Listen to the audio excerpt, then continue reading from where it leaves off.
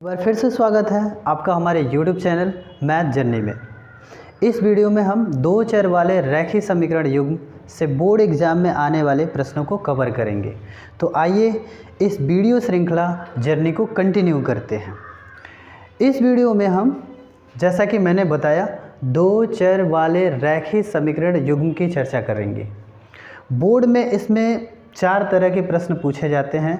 इससे पहले कि हम उन प्रश्नों को आपको बताएं, उन प्रश्नों की तरफ ले चलें आपको, हम बताना चाहेंगे आपको कि रैखिक समीकरण क्या होता है, रैखिक समीकरण युग्म उसे क्यों कहा जाता है और उसे दो चर वाले क्यों कहा जाता है। तो इससे इन चीज़ों को जानते हुए हम आगे बढ़ेंगे। सबसे पहले हम ये जानते हैं समीकरण क्या होता है। समीकरण की बात करें तो 4 + 5 = 9, ये भी एक समीकरण है, लेकिन इसमें कोई भी चर नहीं है, अज्ञात राशि नहीं है। अगर हम यहाँ 5 को नहीं लेते हैं और इसके स्थान पे x मान लेते हैं, या मान लेते हैं कि हमें ये नहीं पता है कि यहाँ कौन सा अंक जोड़ा जाए कि 9 आ जाए, तो ये एक ऐसा समीकरण होगा जिसमें एक अज्ञात राशि होगी। यदि मान लें यह हमें 4 भी पता ना हो तो हम यहाँ y ले सकते हैं। तो इस तरह से x + y = 9।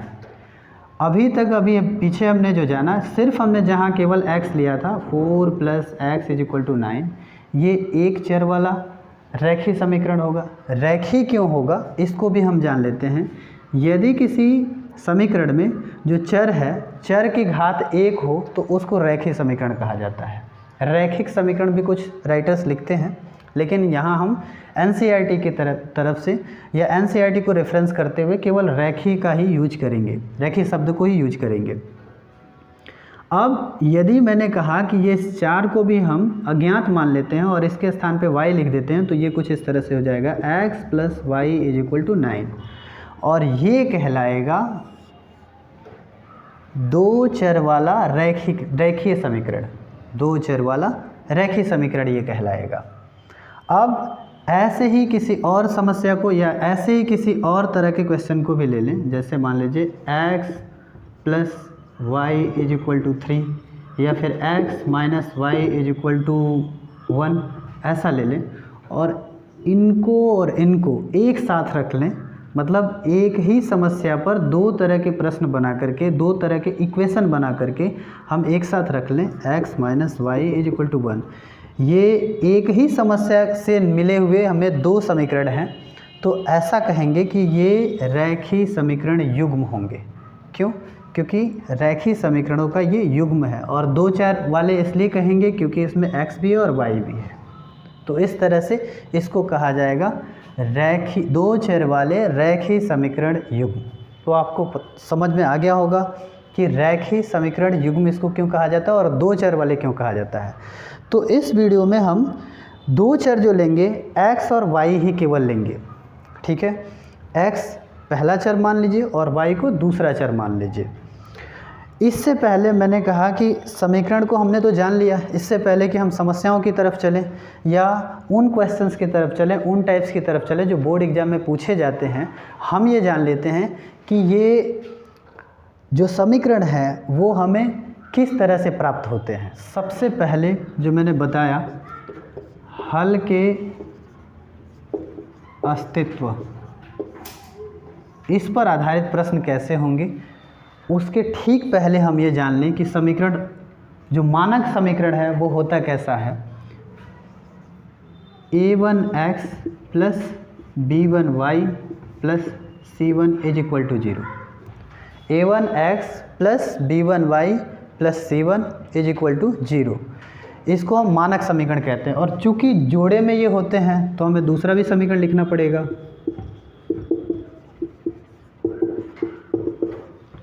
a2x + b2y + c2 = 0। तो ये दो समीकरण हो गए या समीकरण युग्म हो गए। इनको हम एक आध उदाहरण लेके देख लेते हैं। जैसे कि 4x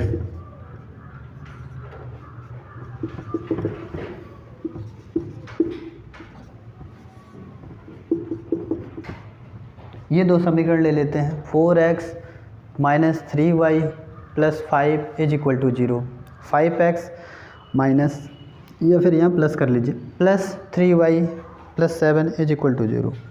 ये वैसे ही है जैसे ये है। तो कहने का मतलब ये है कि आपके समीकरण में दो चर होंगे, इन चरों के कुछ ना कुछ गुणांक होंगे। वो जो भी गुणांक होंगे वो कभी भी 0 के बराबर नहीं होंगे। जैसे ये 0 के बराबर नहीं होगा, ये 0 के बराबर नहीं होगा, हम ऐसा लिख लेते हैं 0 के बराबर नहीं होगा। यहाँ ये 0 के बराबर नहीं होगा और यहाँ ये 0 के बराबर नहीं होगा। बाकी C1 से 0 हो जाए कोई दिक्कत नहीं है, लेकिन ये 0 के बराबर नहीं होंगे। ज़रा सोचिए, अगर ये 0 हो जाते हैं तो क्या होगा, ये 0 होगा तो इसका पूरा वैल्यू 0 होगा, जिसकी वजह से इसमें केवल क्या बचेगा, एक चर बचेगा। और यहाँ हम क्या पढ़ रहे हैं, दो चर वाले पढ़ रहे हैं। तो फिर ये वैसे क्वेश्चन इस चैप्टर में तो बिल्कुल नहीं आएंगे, इस क्राइटेरिया में नहीं आएंगे, ठीक है। तो इसलिए ये और ये मतलब x का गुणांक और y का गुणांक कभी भी 0 नहीं हो सकता है। और अगर वो क्वेश्चन अंकों में दिखें तो वो कुछ इस तरह से दिखेंगे, ठीक। अब हल के अस्तित्व पर हम आते हैं। हल के अस्तित्व क्या होते हैं?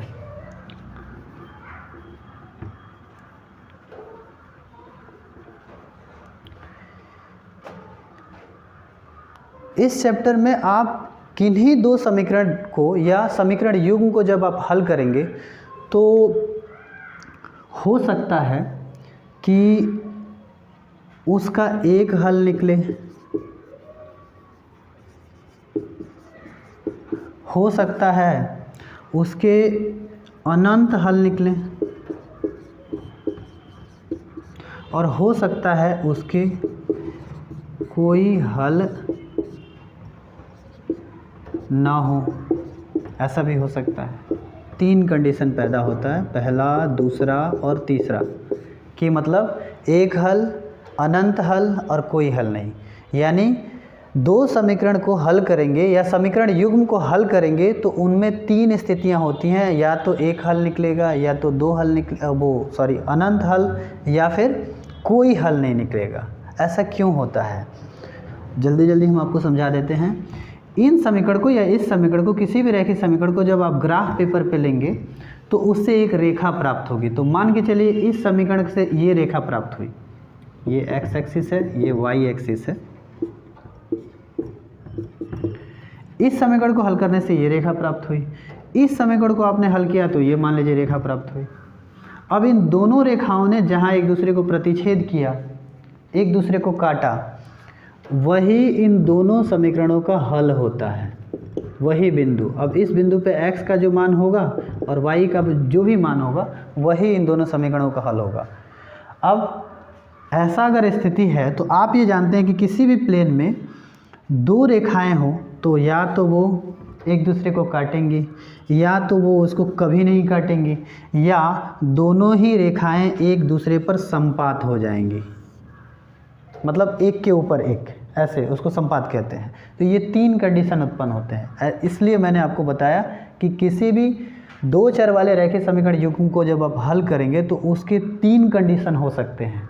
या तो वो एक जगह क्रॉस करेंगे तो एक हल निकलेगा, या फिर वो एक दूसरे के ऊपर संपात होंगे, एक को दूसरा ढक लेगा या दूसरे को पहला ढक सकता है। तो इस स्थिति में भी आप प्रत्येक हल दूसरे से मैच करेगा, यानी प्रत्येक बिंदु दोनों पर ही स्थित होगा, इसलिए उसके बहुत सारे हल होंगे, अनंत हल होंगे।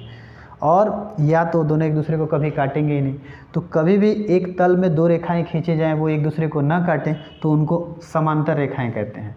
और इस स्थिति में इन दोनों समीकरणों का कोई हल नहीं होगा। तो हल का मतलब समझ गए होंगे कि जब भी किसी रैखिक समीकरण युग्म को ग्राफ पेपर पे लिया जाता है तो उन दोनों समीकरणों से जो रेखाएं खींची जाती हैं वो रेखाएं या तो एक दूसरे को प्रतिच्छेद करेंगे एक बिंदु पे तो एक हल होगा, दोनों संपात हो जाएंगी तो अनंत हल होंगे, और समांतर होंगी तो कोई हल नहीं होगा।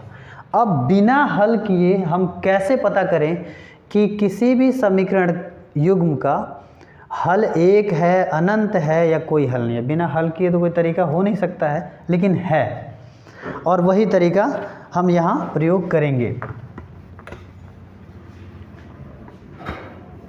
अब तरीका क्या है उसका, हम ये जान लेते हैं। मैंने बताया कि 3 स्थितियां होती हैं और तीनों के लिए 3 कंडीशन दिए हुए हैं, या तीनों के लिए 3 स्थितियां दी हुई हैं।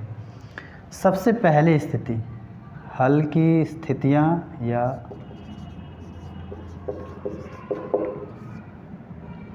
आप यहाँ लिख सकते हैं हल की स्थितियां में लिख सकते हैं। जो पहली स्थिति होगी वो ये होगी कि a1/a2 बराबर नहीं होगा b1/b2 के, पहला कंडीशन। दूसरा ये हो सकता है कि a1/a2 बराबर b1/b2 बराबर c1/c2। और तीसरा हो सकता है a1/a2 बराबर b1/b2 और बराबर c1/c2, यहाँ बराबर ना हो करके बराबर नहीं, यानी इज नॉट इक्वल टू। तो ये 3 स्थितियाँ होती हैं। यदि किसी भी समीकरण युग्म में आप a1/a2 और b1/b2 को आप बराबर नहीं पाते हैं तो आप ये कहेंगे कि उसका एक हल होगा, और वो भी क्या होगा, अद्वितीय। आप इसको ये भी लिख सकते हैं अद्वितीय हल, माने उसका एक और केवल एक ही हल होगा, दूसरा कोई हल हो ही नहीं सकता है।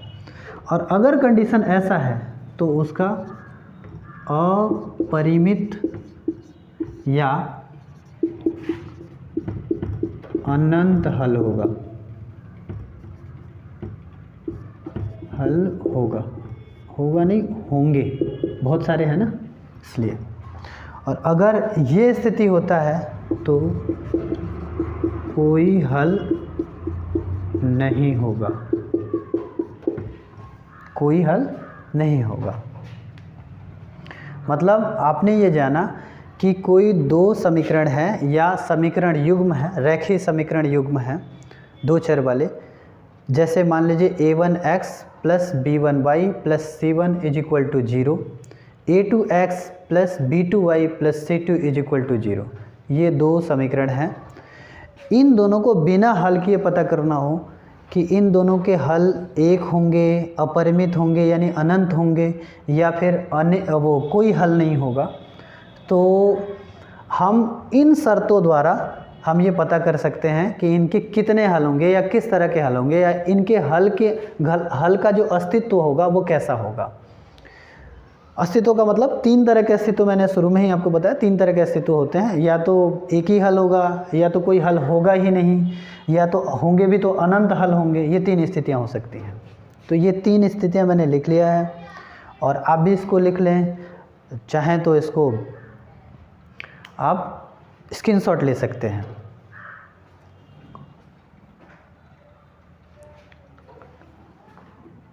अब इन तीनों स्थितियों पर आधारित हम कुछ प्रश्नों को हल करेंगे।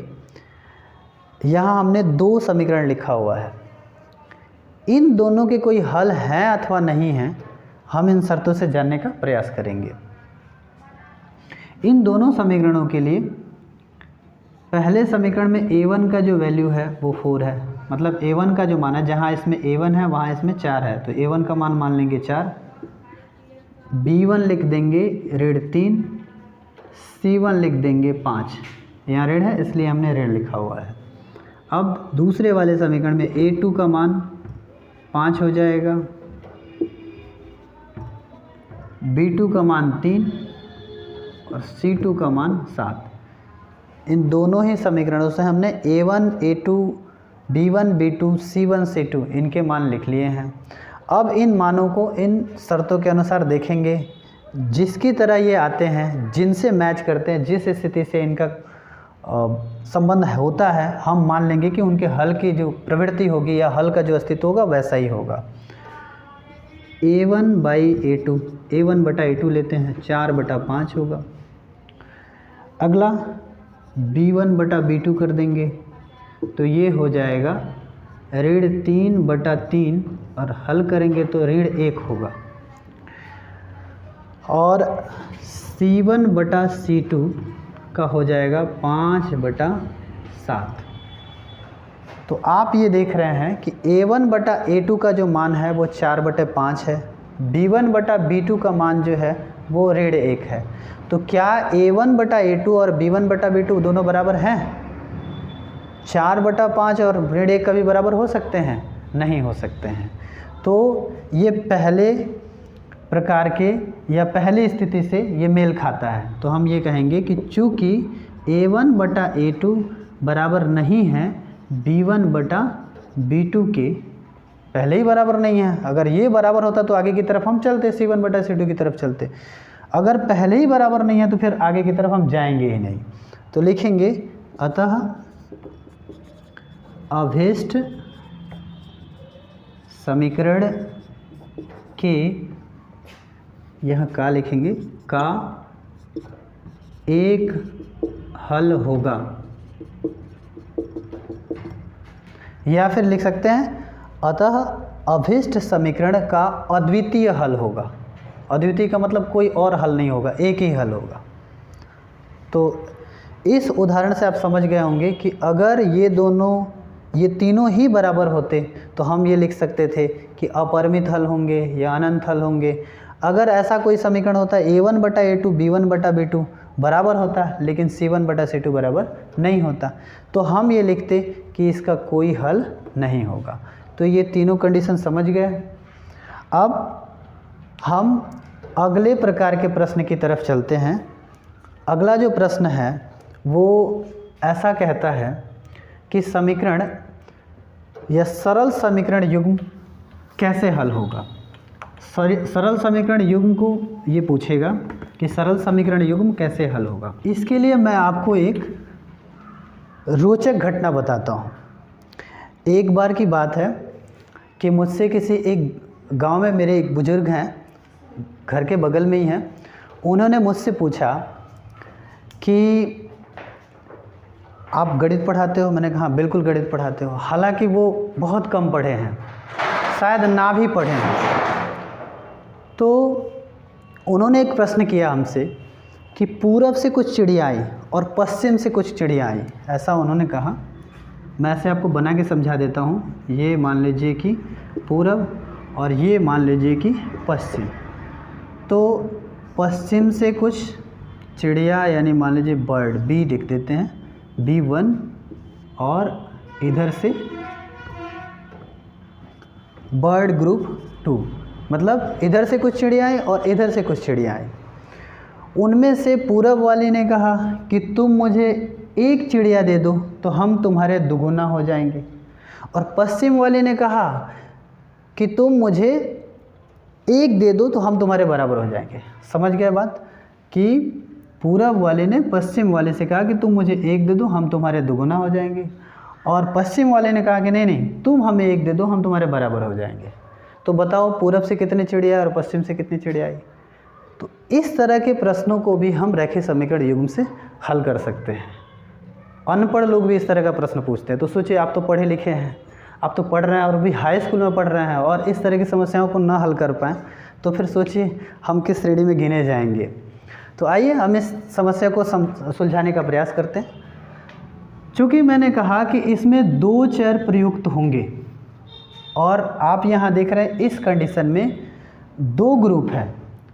एक तरफ को हम मान लेंगे कि पूरब से आई हुई चिड़ियों की संख्या x है और पश्चिम से आई हुई चिड़ियों का संख्या y है। आप किसी को पूरब किसी को पश्चिम मान लेते हैं, उसमें कोई दिक्कत नहीं है। तो पश्चिम से आई हुई चिड़ियों की संख्या x है और पूरब से आई हुई चिड़ियों की संख्या कितनी है? y है। अब इसमें दो तरह के शर्त कहे गए हैं।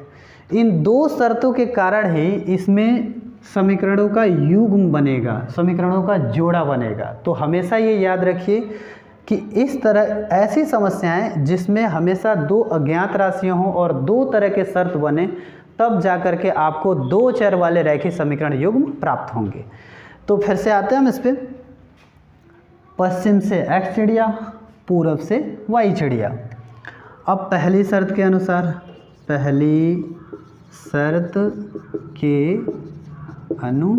पहला शर्त उन्होंने कहा था कि पश्चिम वाले ने कहा कि तुम मुझे 1 दे दो, हम तुम्हारे बराबर हो जाएंगे। पूरब वाले ने कहा नहीं नहीं तुम हमें 1 दे दो, हम तुम्हारे दुगुना हो जाएंगे। तो पूरब और पश्चिम, यानी ये अभी पश्चिम हमने रखा है, तो पश्चिम और पूरब को आमने सामने रख लिया हुआ है उनकी संख्या को।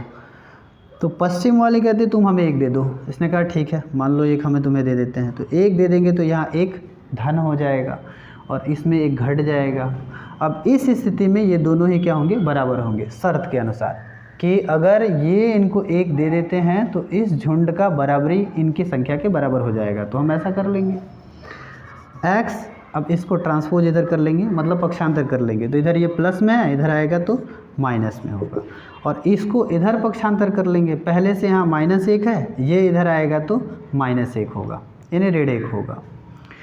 ऐसा हमने इसलिए किया या ऐसे किया क्योंकि हम चरों को एक तरफ रखना चाहते थे और अचर को दूसरी तरफ। 1 और 1 ये अचर हैं, इनके मान परिवर्तित नहीं होते हैं, इसलिए इनको अचर कहा जाता है। तो हमने इनको दाहिनी तरफ रख लिया और चर को बाईं ओर रख लिया, इसलिए हमने ये ट्रांसपोजिंग किया।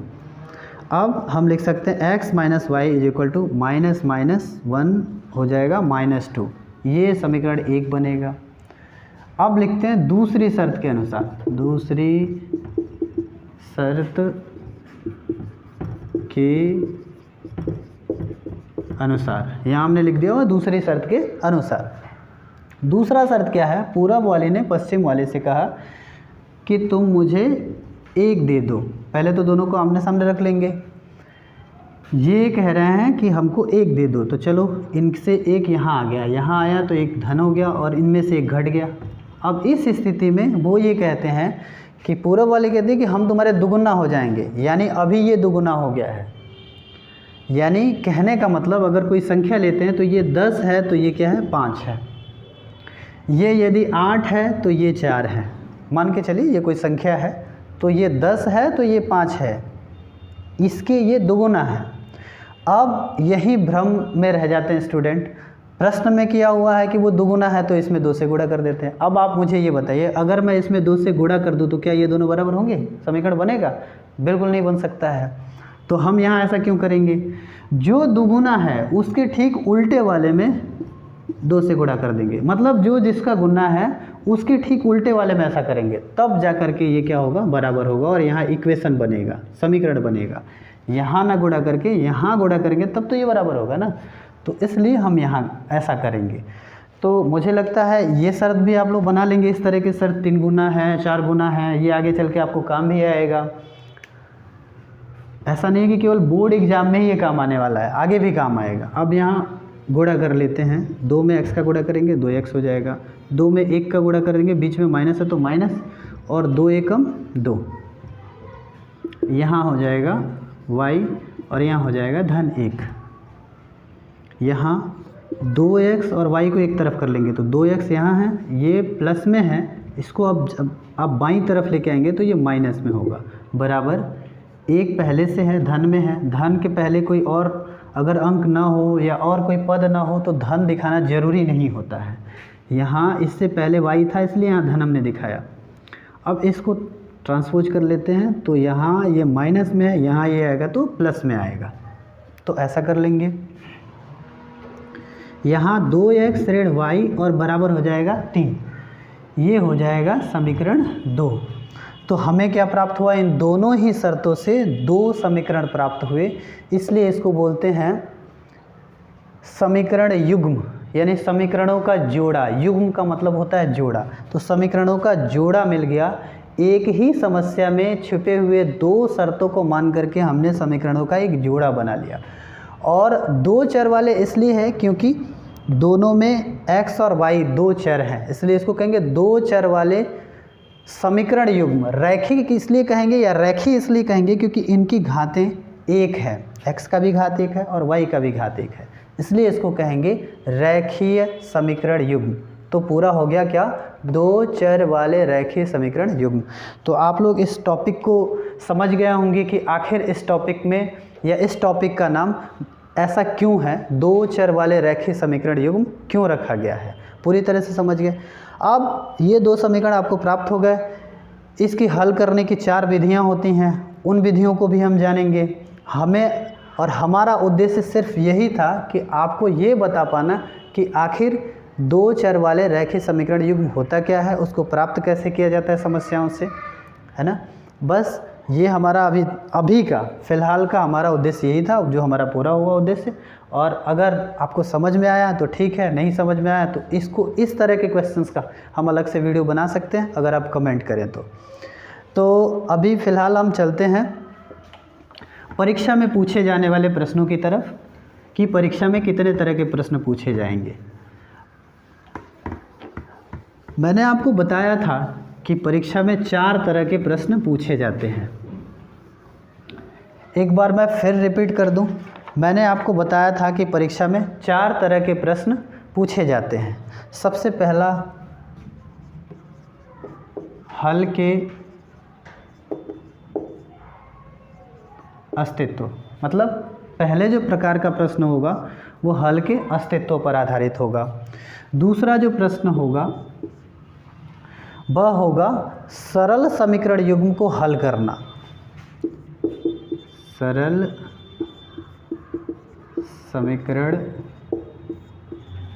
युग्म को हल करना। और तीसरा होगा जटिल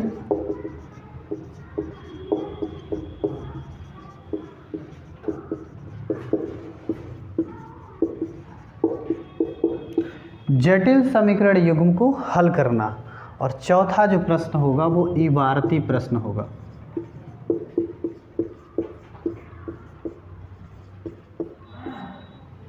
ठीक है, ये 4 तरह के प्रश्न आएंगे परीक्षा में, पूछे जा सकते हैं।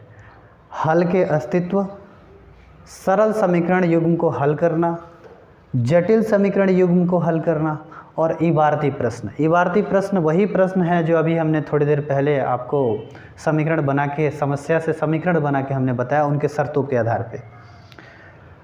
तो ये 4 तरह के हम प्रकार आपको बताएंगे जो काफ़ी हेल्पफुल होंगे आपके बोर्ड एग्ज़ाम में। सरल समीकरण युग्म को हल करना। अभी तक हमने हल की जो स्थितियां हो सकती थी या हल के जो अस्तित्व हो सकते थे हमने चर्चा उस पर किया। अभी जो है अगला जो टाइप है, सेकंड टाइप, वो सरल समीकरण युग्म को हल करना है। या हल नहीं बताना है कि हल होगा या नहीं होगा, उसके प्रवृत्ति के बारे में नहीं बताना है, हल करना है। और मैंने आपको बताया है कि किसी भी रैखिक समीकरण को युग्म को हल करने के लिए 4 विधियां होती हैं। पहली विधि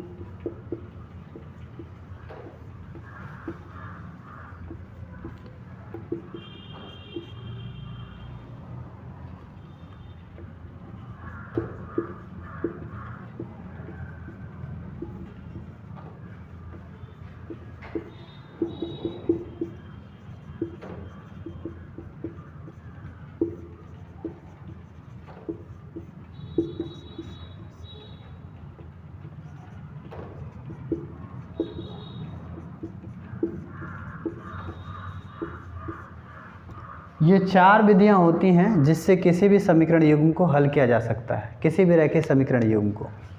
ग्राफीय विधि, प्रतिस्थापन विधि, विलोपन विधि और वज्र गुणनखंड विधि। एक और भी विधि होता है जो कि इंटर में आप लोग पढ़ेंगे, तो उसकी चर्चा अभी हम यहाँ नहीं करेंगे। हम इन 4 विधियों की चर्चा तो नहीं करेंगे, लेकिन कम से कम 3 विधियों की चर्चा जरूर करेंगे। इसके बारे में मैं थोड़ा सा बता दूंगा क्योंकि ये एग्ज़ाम के दृष्टि से महत्वपूर्ण नहीं है, तो इसलिए हम इस पर प्रकाश नहीं डालेंगे, हम इस पर चर्चा नहीं करेंगे। हम चर्चा सिर्फ इन 3 विधियों की करेंगे।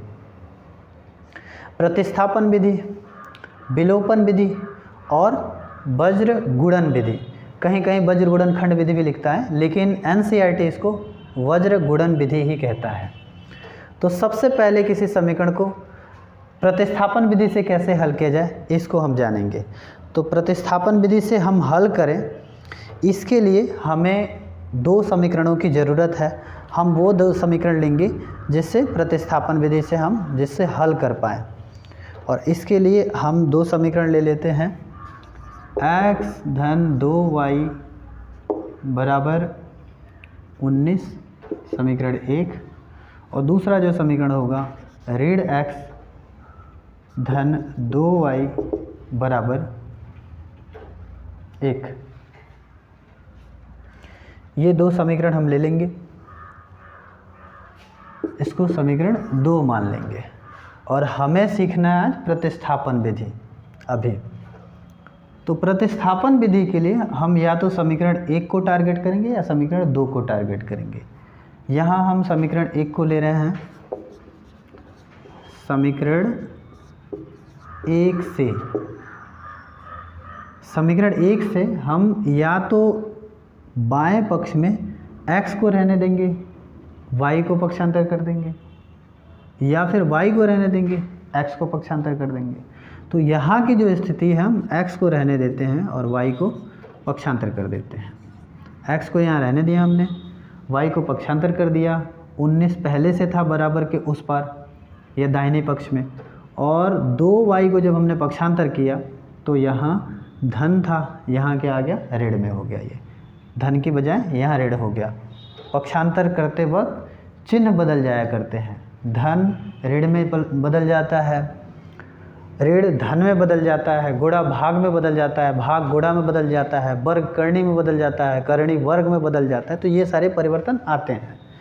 तो ऐसा हम कर लेंगे और लिखेंगे x का मान समीकरण 2 में रखने पर, मतलब आपने जो मान x का मान जो समीकरण 1 से निकाला है उस मान को समीकरण 2 में रख देंगे। अगर y के साथ आप ऐसा करते तो उस मान को समीकरण 2 में रखते। अगर 2 से आप समीकरण x का मान निकालते तो समीकरण 1 में उस मान को रखते।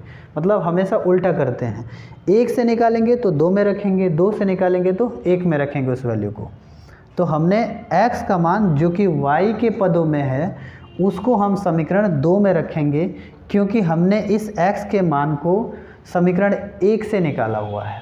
तो इसलिए ऐसा हम करेंगे कि इसको 2 में रख देंगे। तो x का जो मान है वो कितना रखा जा सकता है, 19 ऋण 2y। अब चूँकि समीकरण 2 में x से पहले ऋण है तो यहाँ ब्रैकेट या कोष्टक लगा के और यहाँ हम ऋण लिख देंगे, क्योंकि हमने सिर्फ x का मान लिखा है, ऋण x का मान तो हमने निकाला नहीं है यहाँ। इसलिए यहाँ हम x का मान रख देंगे और ये जो ऋण चिन्ह है वो ज्यों कहते हुए यहाँ रख लेंगे, प्लस 2y यानी 2y बराबर 1। अब इस ब्रैकेट को यानी इस कोष्टक को तोड़ेंगे तो यहाँ प्लस छिपा हुआ है, चिन्हों का गुणा हो जाएगा। यहाँ माइनस से प्लस का गुणा होगा तो माइनस होगा, 19 लिख देंगे। फिर माइनस से माइनस का गुणा होगा तो यहाँ प्लस हो जाएगा, और 2y है तो 2y लिख देंगे, प्लस 2y है और बराबर 1 है। 2y कितने y हो जाएंगे, 4y। इसको हम इसलिए नहीं लिख रहे हैं क्योंकि ये अचर है और यहाँ भी अचर है, तो हम इसको एक साइड में कर लेंगे ताकि चर धीरे धीरे एक साइड में रह जाए और अचर एक एक करके दूसरे साइड में चला जाए। अब इसको इधर पक्षांतर कर देंगे, पहले से यहाँ 1 था और ये ऋण 19 यहाँ धन 19 में बदल जाएगा। 4y 19 से 1 20 होगा। अब 4 को भी इधर पक्षांतर कर देंगे एक एक करके, जैसा कि मैंने कहा अक्षरों को एक तरफ और चरों को एक तरफ कर लेते। तो y बराबर हो जाएगा 20/4, गुणा में है तो ये भाग में होगा, कैंसिल करेंगे, डिवाइड करेंगे, भाग करेंगे 4 का, तो 4 × 5 = 20 लिख लेंगे, अथवा y बराबर 5। तो y का हमने वैल्यू कितना प्राप्त कर लिया, 5। अब हम इस y के मान को या वैल्यू को समीकरण 1 में रख दें तब भी x का मान निकल जाएगा, समीकरण 2 में रख दें तब भी x का मान निकल जाएगा, समीकरण इसको आप 3 मान सकते हैं, यानी x के मान में रख देंगे तब भी आपका x का मान निकल जाएगा। तो यहाँ लिखेंगे समीकरण x का मान मतलब कि x का मान y के पदों में है। अगर x का मान अगर अंकों में होता तो फिर ये रखने की ज़रूरत ही नहीं होती। तो यहाँ हम रख लेते हैं, आसान रहेगा। लिख देंगे हम समीकरण 3 में y का मान रखने पर रख लेंगे x बराबर 19 ऋण 2 गुणे 5। y का मान हमने 5 निकाल लिया हुआ, 5 रख दिया है। बाकी सब सेम ही है, केवल y के जगह पे 5 रखा है और कोई परिवर्तन इसमें नहीं किया हुआ है, ना करेंगे। x बराबर 19 ऋण 5 दूना हो जाएगा 10, 19 में से 10 घटेगा 9 बचेगा। तो ये x बराबर कितना हो गया 9। आप ऐसा लिख लेंगे, अतः अभिष्ट समीकरण के हल x बराबर 9 और y बराबर 5 होंगे। इतना लिख लेंगे, ये समीकरण के हल है। अब ऐसे एग्ज़ाम में क्वेश्चंस आते हैं, ये मैंने क्वेश्चन एग्ज़ाम के लिए लिया हुआ है या फिर एग्ज़ाम पेपर से मैंने लिया हुआ है। ये पूछा भी था, शायद पिछले साल पूछा था। अगर मान लीजिए कि आपने हल कर लिया और आपको डाउट है कि मेरा हल सही है या नहीं है, घर आकर के डाउट करने से कोई फ़ायदा तो है नहीं, ये घर पता चले तो कोई फ़ायदा है नहीं, आप वहीं पता कर सकते हैं। इसके लिए आप इन दोनों मानों को इन दोनों समीकरणों में रख करके जांच कर सकते हैं। एक में मत जांच कीजिएगा, एक में रखने से कई बार क्या होता है, ऐसे मान पता हो जाते हैं या ऐसे मान निकल जाते हैं हल में, जिससे एक समीकरण में रख देंगे तब तो वो सही बताता है, लेकिन दूसरे समीकरण को संतुष्ट नहीं कर पाता है। संतुष्ट करने का मतलब कि अगर ये x और y के मान आप समीकरण 1 के बाएँ पक्ष में रखेंगे तो वो दाहिने पक्ष के बराबर होगा, 2 में भी रखेंगे वो दाहिने पक्ष के बराबर होगा, दोनों पक्ष बराबर होंगे। एकदम तुला की तरह, तुला दंड की तरह कि एक तरफ बाट रखे एक तरफ वस्तु रखे, तो दोनों का अगर बैलेंस बराबर है तब तो ठीक है, नहीं बराबर है तो तौल सही नहीं है। तो वही हम यहाँ कर लेंगे, मान रख के देख लेते हैं।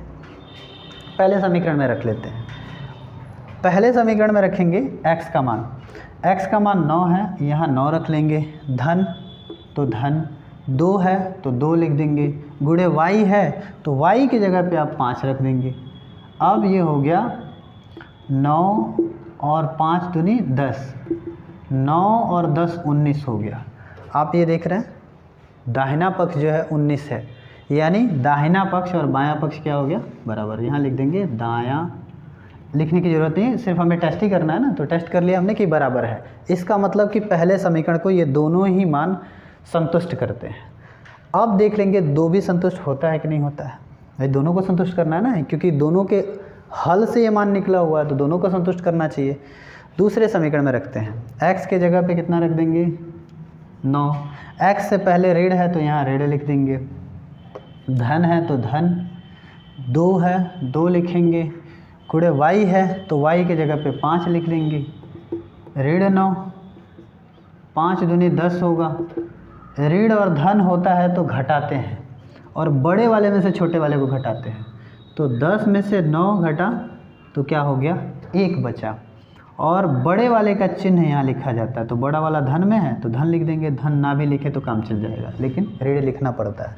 अब आप देखें कि इस समीकरण का दाहिना पक्ष 1 है और आपका भी बायां पक्ष भी आपने इन मानों को रखा है तो 1 प्राप्त हुआ है। इसका मतलब ये हल जो है समीकरण 1 और 2 दोनों को ही संतुष्ट करते हैं। इससे पता चलता है कि आपने या हमने हल सही निकाला है। ठीक है, तो आप परीक्षा में ये जांच जरूर कर लेंगे, घर आके पछताने से कोई फ़ायदा नहीं है। ठीक है, सो लापरवाही से बढ़िया है कि हम वहीं देख लें।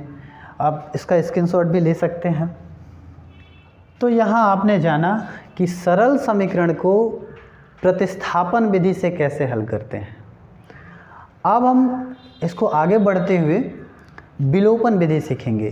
क्वेश्चन सेम रहेगा, सेम रहने से ये होगा वीडियो लंबा भी नहीं होगा और हमें पहले से मान पता है, इसलिए हम इसी समीकरण को लेकर के हल करते हैं। तो आइए अब हम विलोपन विधि इसका सीखते हैं। विलोपन विधि के लिए कुछ खास नियम है, उनको ध्यान देना होता है। चूँकि इसका नाम विलोपन है, अंग्रेजी में इसको एलिमिनेशन मेथड भी कहते हैं, एलिमिनेट करना या विलोपित करना। इस विधि में हम क्या करते हैं, या तो x या तो y इसका विलोप कर देते हैं। कुछ ऐसा करते हैं कि इन दोनों चरों में से एक चर समीकरण से गायब हो जाए, किसी भी तरह से कैंसिल हो जाए, वो ऐसा करते हैं। और इसके लिए हम गुणे का भी प्रयोग करते हैं, भाग का भी प्रयोग कर सकते हैं, जैसा कंडीशन हो। जोड़कर भी ऐसा करते हैं, घटाकर भी ऐसा करते हैं। ठीक है, ये चारों ऑपरेशंस, बेसिक जो मैथमेटिकल ऑपरेशंस हैं, इनका प्रयोग करते हैं। कब कहाँ कौन करना है ये सीखना होता है बस इसमें। जैसे अभी जो यहाँ समीकरण 1 और 2 का जो कंडीशन है, हम x को यहाँ से कैंसिल कर सकते हैं। कैसे? समीकरण 1 और समीकरण 2 को अगर हम जोड़ दें, समीकरण 1 और समीकरण 2 को जोड़ने पर क्या होगा, धन x और ऋण x, एक एक बार दोनों x हैं और उनके जो चिन्ह है वो विपरीत हैं, जिसकी वजह से इनका वैल्यू शून्य हो जाएगा या इनका मान समाप्त हो जाएगा, 0 के बराबर होगा। और इनको जोड़ेंगे तो 4y हो जाएगा, 19 से कितना हो जाएगा, 20। y बराबर 20/4 यानी यहाँ 5 होगा। आपको याद है 5 हमने हल निकाला था, 5 इतनी जल्दी आ गया। ठीक है, तो ऐसा माना जाता है कि विलोपन विधि सबसे सरल विधि होता है, प्रतिस्थापन या वज्र गुणनखंड विधि। हालांकि सभी विधियां आसान होती हैं, लेकिन इन सभी विधियों में ऐसा स्टूडेंट्स महसूस करते हैं कि विलोपन विधि सबसे आसान है। अब इस y के मान को या तो आप 1 में रख लीजिए या 2 में रख लीजिए, ऐसा कोई बाउंडेशन नहीं है, 1 से निकला है 2 से निकला है, ऐसा कोई इसमें इशू नहीं है। तो y के मान को लिखेंगे, y का मान 1 में रख लेते हैं। समीकरण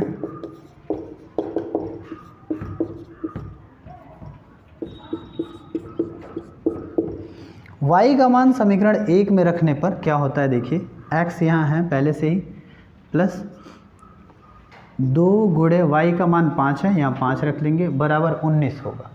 ठीक है, x धन 5 दूनी 10 होगा, बराबर 19। x बराबर ये 10 पक्षांतर कर देंगे तो 19 ऋण 10 होगा, इधर धन में इधर ऋण में हो जाएगा। x बराबर 19 से 10 घटेगा, x का मान 9 होगा। तो x का मान 9 और y का मान 5। तो इस तरह से समीकरण के हल इस विधि से भी हमने निकाला और मुझे लगता है कि आप लोग को ये समझ में आया होगा। कुछ क्वेश्चंस ऐसे होते हैं जो इतनी आसानी से हल नहीं होते हैं। यहाँ इनका गुणांक बराबर था और एक प्लस में था, एक माइनस में था, आसानी से हल हो गया। लेकिन कुछ ऐसे क्वेश्चंस होते हैं जो आसानी से हल ना हो करके उनमें थोड़ा सा परिश्रम करना होता है, या बहुत सारे ऐसे प्रश्न होते हैं जिनमें बराबर न होने की स्थिति में उनके गुणांकों को बराबर किया जाता है। किनके? चरों के, या तो x या तो y के। तो आइए उन क्वेश्चंस को भी हम देख लेते हैं।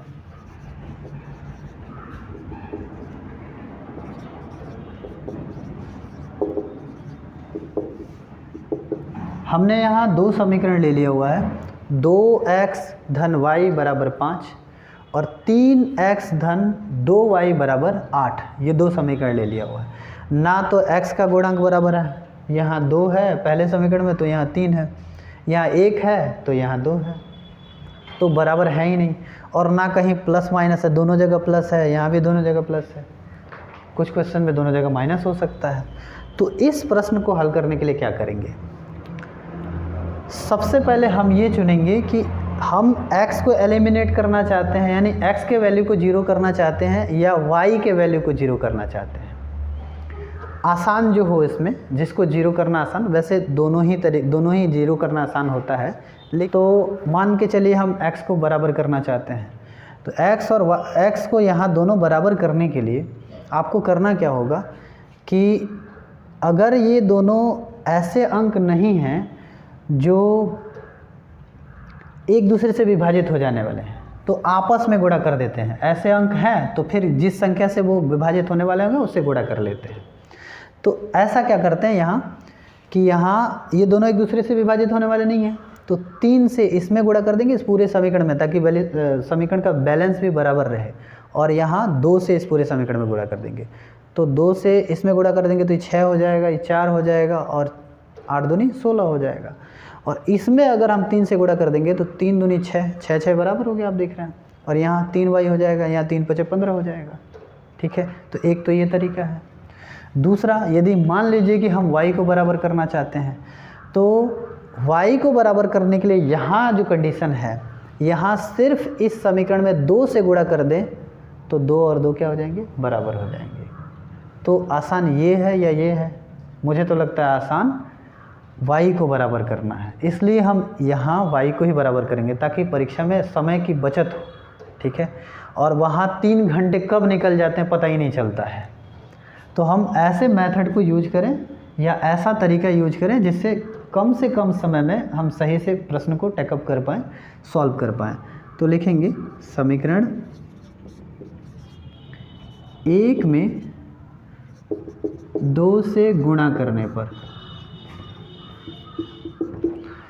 यहाँ हम कर क्या रहे हैं, समीकरण 1 के दोनों पक्षों में 2 से गुणा कर दे रहे हैं ताकि समीकरण 1 वही रहे जो पहले था। समीकरण में केवल बस देखने में परिवर्तन हो, वास्तविक में मूल रूप में कोई परिवर्तन ना हो।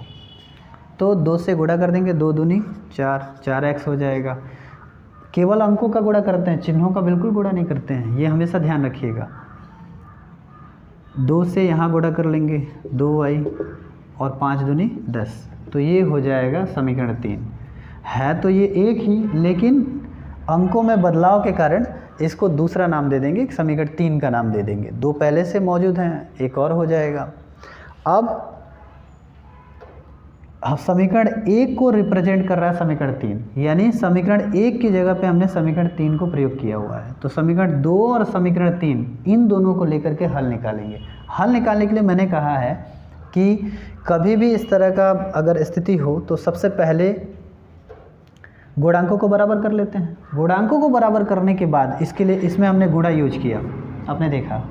गुणांकों को बराबर करने के बाद हम क्या करते हैं, जिन गुणांकों को बराबर किया उनके चिन्हों की तरफ ध्यान देते हैं। अगला फोकस चिन्ह होता है, तो इनका चिन्ह भी प्लस है और यहाँ भी क्या है, प्लस है। अगर इन जगह पे माइनस भी होता तो भी वही काम करते, जो अभी हम आगे करेंगे।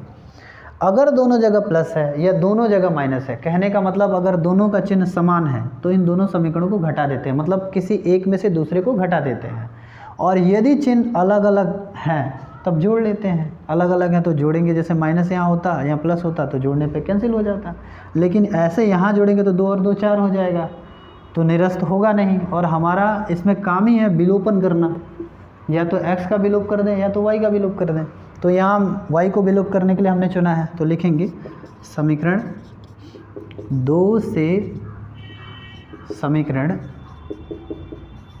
3 को घटाने पर, यहाँ हम समीकरण 2 से 3 को घटा रहे हैं।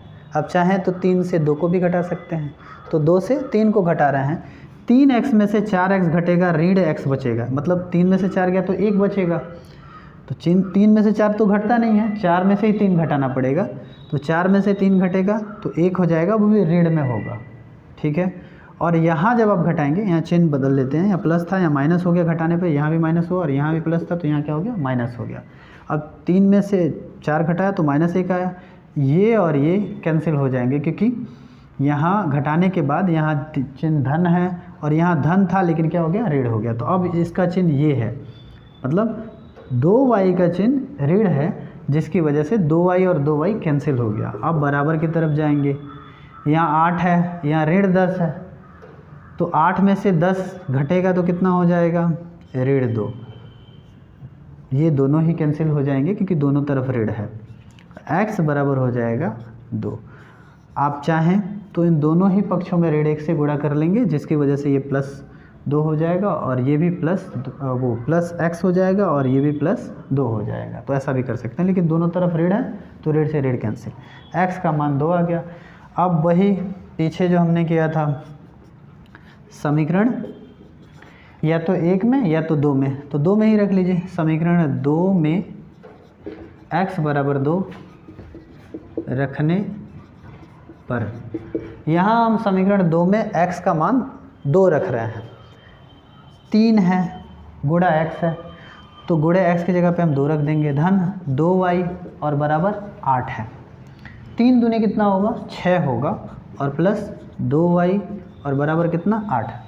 अब 6 को इधर हम पक्षांतर कर देंगे, पक्षांतर करेंगे तो इधर रह जाएगा 2y और बराबर इधर 8 है, 8 लिख लेंगे और इसको इधर पक्षांतर करेंगे तो माइनस में हो जाएगा, क्योंकि ये इस तरफ ये प्लस में है और इधर जाएगा तो माइनस में हो जाएगा। 2y बराबर 8 में से 6 घटेगा तो 2 होगा, और y को इधर रहने देंगे, अब 2 को भी पक्षांतर कर देंगे, 2/2 होगा, क्योंकि इधर ही गुणा में, इधर जाएगा तो भाग में होगा, 1 होगा। तो y बराबर कितना आ गया, 1 लिखेंगे। अतः अभिष्ट समीकरण के हल x बराबर 2 तथा y बराबर 1 होंगे। तो आपने विलोपन विधि भी सीख लिया, और अब आप चाहें तो इसका स्क्रीनशॉट ले सकते हैं। अब हम तीसरे विधि को सीखेंगे, वज्र गुणन विधि। और वज्र गुणन के लिए भी हम एक समीकरण ले लेते हैं, वही जो हमने अभी लिया हुआ था, 2x धन y बराबर 5 और 3x धन 2y बराबर 8। समीकरण 1 और समीकरण 2, हमने 2 समीकरण चुन लिया। फिर से 2x धन y बराबर 5 और 3x धन 2y बराबर 8, इन दोनों ही समीकरणों को हम वज्र गुणनखंड विधि से हल करेंगे। तो वज्र गुणनखंड विधि से हल करने के लिए एक नियम होता है, या कह लीजिए सूत्र होता है। वो सूत्र कैसे प्रयोग किया जाता है? सबसे पहले इन दोनों ही समीकरणों को हम मानक समीकरण से तुलना करा देते हैं। तो मानक समीकरण क्या है? मैंने ये बताया आपको पहले ही, 1x a1x plus b1y plus c1 बराबर 0, a2x plus b2y plus c2 बराबर 0। ये 2 चर वाले रैखिक समीकरण युग्म के मानक समीकरण हैं, ठीक है, जो किसी भी तरह के रैखिक समीकरण को रिप्रेजेंट करने के लिए यूज किया जाता है।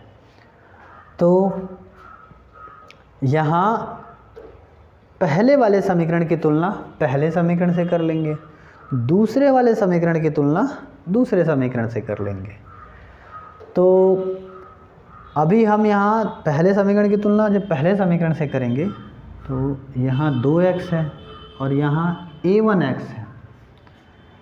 इन दोनों में अंतर क्या है? यहाँ भी x है, यहाँ भी x है। यहाँ a1 है और यहाँ क्या है? 2 है। तो a1 को हम किसके बराबर मान लेंगे? 2 के बराबर मान लेंगे। फिर यहाँ y है, दूसरे पद में हम चलते हैं, यहाँ y है और यहाँ भी y है। यहाँ b1 है और यहाँ y के अलावा कुछ है ही नहीं। तो जहाँ कुछ नहीं होता है वहाँ हम 1 मान लेते हैं, क्योंकि अगर मान लीजिए 4 लिखा हुआ है तो यहाँ 4 ही नहीं है, गुणा में 1 भी है, बटा में भी 1 है, धन में 0 है, ऋण में भी 0 है, घात में 1 है। तो ये सारे किसी संख्या में अपने आप ही छुपे रहते हैं, ठीक है। इनको जब चाहे जैसे चाहे हम यूज कर सकते हैं। तो इसका ज्ञान सभी स्टूडेंट को होना चाहिए, ये बेसिक मैथमेटिक्स में आता है। और इसी का प्रयोग करते हुए हमने मान लिया होगा कि यहाँ गुणा में 1 है, इसलिए b1 का वैल्यू हम लिख देंगे 1। अगर यहाँ कहीं माइनस होता तो हम माइनस को भी मेंशन करते हैं। अगर मान लीजिए यहाँ माइनस होता तो हम माइनस लिखते। अब प्लस यहाँ c1 है और यहाँ उसके बाद पद है ही नहीं, दाहिने पक्ष में है, तो मान लेंगे हम इसको इधर लेके आ गए। अगर इसको बाईं तरफ लेके आए तो यहाँ धन है, ये जब इधर आएगा तो ऋण में होगा, ऋण 5 होगा, यानी c1 के स्थान पे हम लिख सकते हैं ऋण 5। तो हमने पहले समीकरण का पहले समीकरण से तुलना कर लिया। ठीक वैसे ही दूसरे समीकरण की तुलना दूसरे समीकरण से कर लेंगे। a2 = 3, b2 = 2 और c2 = 8।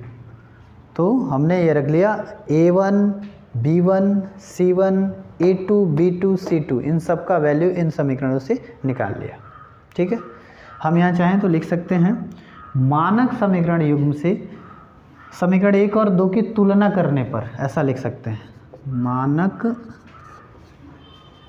समीकरण युग्म से समीकरण 1 व 2 की तुलना करने पर। तो मानक समीकरण युग्म से हमने तुलना किया हुआ है, ठीक है। और यहाँ जो हमने तुलना किया हुआ है, जो 5 है इसको हमने इधर ले लिया हुआ है, -5 आया हुआ है, और यहाँ हमने इसको बिना बगैर किए ऐसा कर लिया हुआ है, तो यहाँ भी हम कर लेंगे, नहीं तो हमारे परिणाम में असंगतता आएगा। ठीक है, और हल सही नहीं निकलेगा। ठीक है, जो समीकरण हमने लिया उसका हल नहीं निकल पाएगा, इसलिए तो हमने इसको करेक्ट कर लिया। आप भी इसको करेक्ट कर लीजिएगा। अब इसके लिए सूत्र है, सूत्र क्या है, x बटा, ये ऐसे आपने इस तरह से लिखने का एक रहस्य है, आखिर हमने इसको ऐसे ही क्यों लिखा हुआ है। इस सूत्र में सबसे पहले जो हम सूत्र लिखते हैं, x बटा b का गुणा हम c2 से कर देते हैं, मतलब b1 का गुणा हम c2 से कर लेते हैं, इसका गुणा इससे करते हैं, ऋण लिख लेते हैं, इसका गुणा इससे करते हैं, b2 इंटू c1, इसको कहते हैं क्रॉस मल्टीप्लिकेशन। अब इसको हम बाहर निकाल देते हैं ताकि आपको समझ में आएगा, b1 b2 c1 c2, इसका गुणा इससे कर दिए और इसका गुणा इससे कर दिए, क्रॉस मल्टीप्लिकेशन कर देते हैं और उसके बीच में ऋण लिख लेते हैं, बराबर y बटा, अब आगे हम क्या करते हैं कि c1 के आगे तो कुछ है ही नहीं, तो हम ये मान लेते हैं आगे बढ़ेंगे तो फिर गोल चक्कर काट के हम a1 पे आ जाएंगे, इन्हीं तीनों के बीच हम घूमते रहेंगे। तो यहाँ हम लिख देंगे a1 a2, इसका मतलब अगला जो प्रोसेस होगा उसमें हम c1 का गुणा a2 से करेंगे y के नीचे, तो c1 इंटू a2 ऋण c2 इंटू a1, ऐसा कर लेंगे। ठीक है, यहाँ भी हमने क्रॉस मल्टीप्लिकेशन किया, इसीलिए इस विधि का, ये ऐसा करने की वजह से ही इस विधि का नाम है ब्रज गुणन विधि। अंग्रेजी में इसको कैसे कहते हैं, क्रॉस मल्टीप्लिकेशन मेथड बोलते हैं। इज इक्वल टू, यहाँ 1 लिख देंगे, और भाई अब आगे क्या लिखें, तो a1 a2 के बाद क्या फिर लिख देंगे b1 b2, यानी ये चक्र जो है b1 से, मतलब b से शुरू हुआ b1 b2 से, और b1 b2 पर ही जाके समाप्त हो गया, तो यहाँ भी क्रॉस मल्टीप्लिकेशन कर देंगे। ठीक है, ये सूत्र है, और इसके ऊपर आप चाहें तो x लिख सकते हैं, यहाँ y लिख सकते हैं, यहाँ 1 लिख सकते हैं, और आप इसको सूत्र के रूप में प्रयोग कर सकते हैं, बीच में आप बराबर, ये समझ लीजिए सूत्र ही हो गया। तो यहाँ हम लिख लेंगे a1 b2 ऋण a2 b1, ऐसा लिख लेंगे, ये सूत्र हो गया। इसको एक तरह से हम समझ लेते हैं कैसे, एक सर्कल है जिसमें b1 बाई b2 है, c1 बाई c2 है, और a1 बाई a2, और ऐसे हम सर्कल में आगे घूमते रहेंगे। b1 बाई b2, इसका मल्टीप्लाई क्रॉस मल्टीप्लाई कर देंगे, यहाँ आगे घूमेंगे, इसका इससे क्रॉस मल्टीप्लाई, इसका इससे क्रॉस मल्टीप्लाई कर देंगे, मतलब इसके बाद इन दोनों का क्रॉस मल्टीप्लाई करेंगे, इसके बाद इन दोनों का क्रॉस, इस तरह से एक चक्कर हमारा पूरा हो जाता है, एक साइकिल हमारा पूरा हो जाता है। इसको मैं लिख देता हूँ,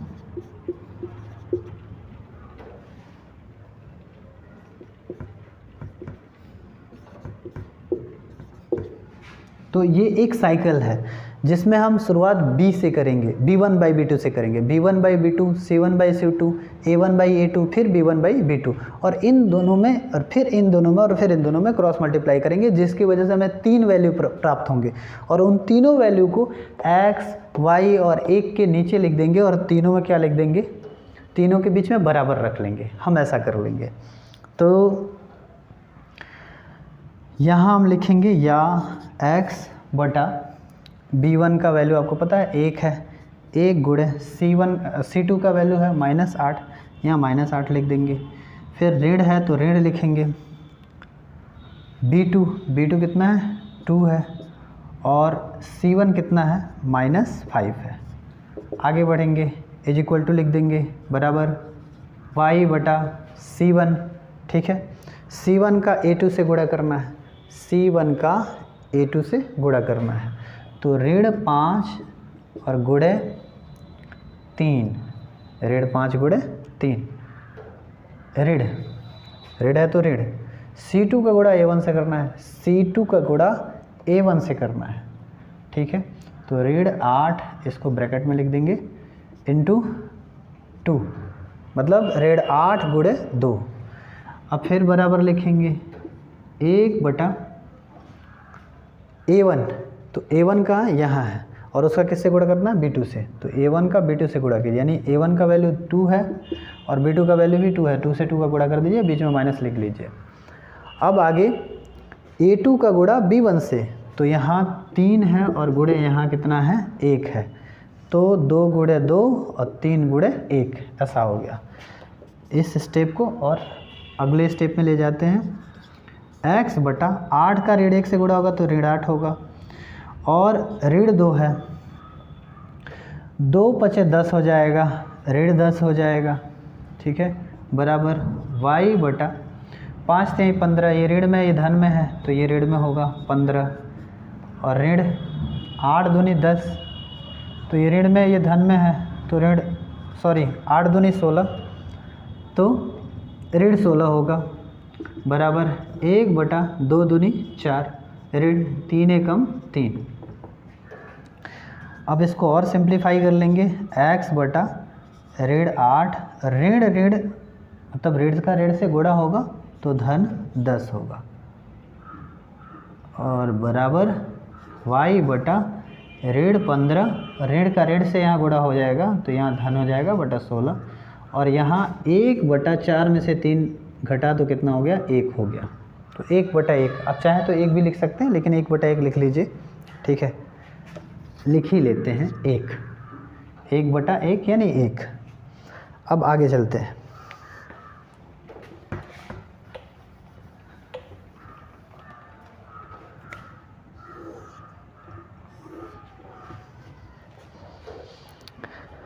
अगले स्टेप में x बटा ऋण 8 धन 10 है, 10 में से 8 घटा लेंगे क्योंकि एक धन में एक ऋण में है तो घटा लेते हैं, 10 से 8 घटा तो आ जाएगा 2, x बटा कितना हो जाएगा 2, धन वाला बड़ा है इसलिए वो धन में रहेगा, फिर बराबर y और बटा ये भी ऋण धन में है तो ये भी घटेगा, 16 में से 15 घटेगा तो 1 होगा, धन वाले का मान ज़्यादा है तो धन ही में रखेंगे, बराबर 1।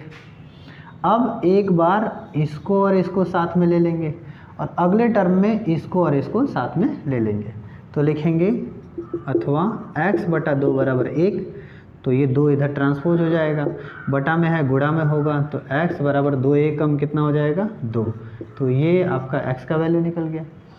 अब इन दोनों को साथ में ले लेंगे, लिखेंगे अथवा y बटा 1 बराबर 1 इधर पक्षांतर करेंगे तो कितना हो जाएगा 1 एकम 1, इधर बटा में है इधर ये गुणा में होगा तो 1 हो जाएगा, तो लिखेंगे अतः समीकरण के हल, इस तरह से लिखेंगे, अतः अभिष्ट समीकरण के हल x बराबर 2 तथा y बराबर 1 होगा, ठीक है।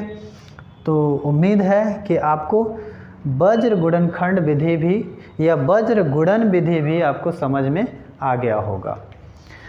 अब एक बचता है ग्राफी विधि, जो मैंने शुरू में ही बताया आपको परीक्षा की दृष्टि से महत्वपूर्ण नहीं है तो इसलिए हमने उसको इसमें कवर नहीं किया हुआ है।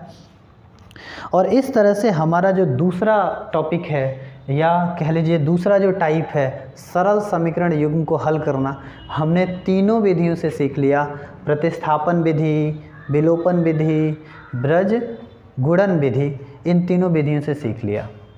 अब हम अपने अगले टाइप की तरफ चलेंगे, तो आप लोग इसको स्क्रीनशॉट कर सकते हैं।